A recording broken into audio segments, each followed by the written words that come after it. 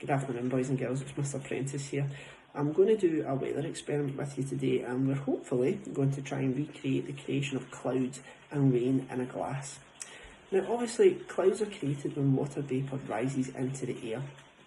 Condensation then collects in the clouds, and the more condensation it collects in the clouds, the heavier the cloud gets. Now ultimately the condensation gets too heavy for the clouds and gravity will pull the rain back down to earth, and that's how you get rain. So in order to do this experiment, what you need is you need a glass, you need shaving foam, and you need some food colouring.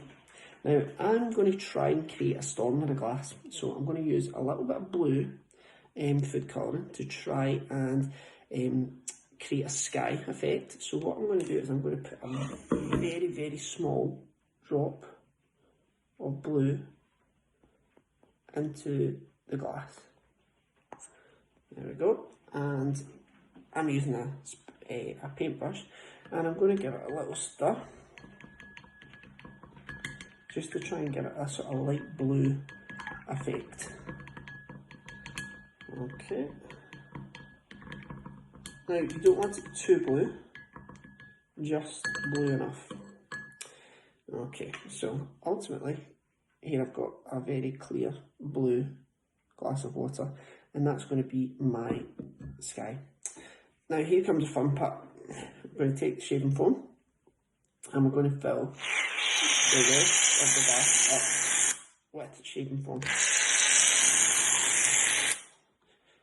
Now, you want to try and do your best, a bit better than me, of filling it up and making sure it's down, covering all the sides. Otherwise the food colouring will just seep through to the bottom. So right now we've got our sky and we've got our clouds. What I'm going to do now is I've mixed up a little bit of red food colouring in this glass, because the food colouring I've got is a little bit thicker. If you've got something maybe a little more runny, you might be able to just drop it in. Now ultimately what should happen is when I pour the red food colouring onto the top of this, it should start seeping through till eventually it busts out the bottom of the glass. So I'm going to try and do it nice and slowly so it doesn't come through too quickly. It's come through quite quickly, but there you go.